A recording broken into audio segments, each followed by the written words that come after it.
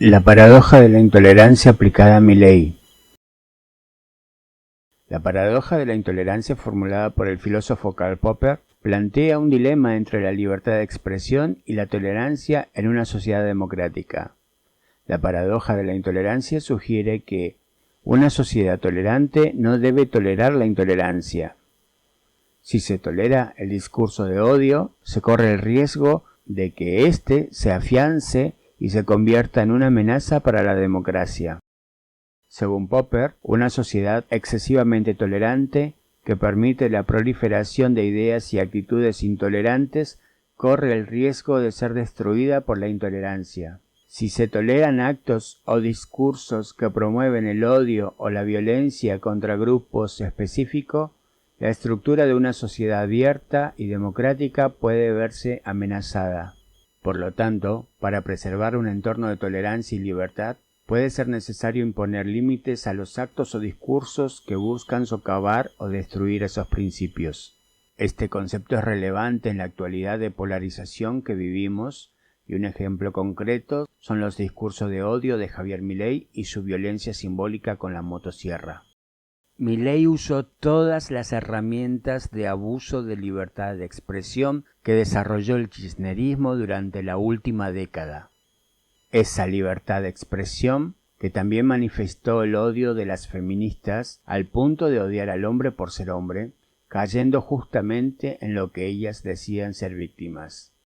Así corrieron a Juan D'Artes del país con una simple acusación mediática. Pero esas mismas feministas fueron muy selectivas y no dijeron nada en el caso de Lucio Dupuy, en donde la madre y su novia mataron al niño solo por el odio que les incitaba a todo lo que sea masculino.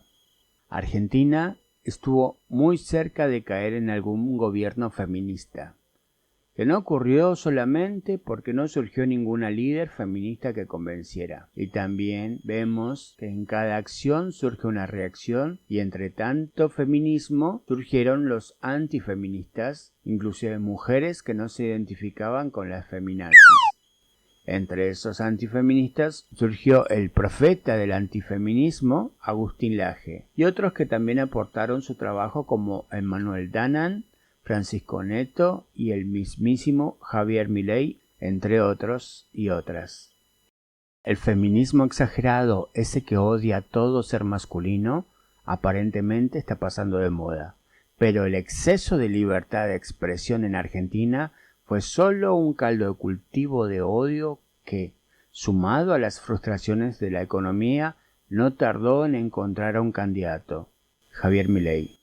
Milei jugó con la violencia simbólica desde el primer día como panelista en la TV, gritando, menospreciando, insultando.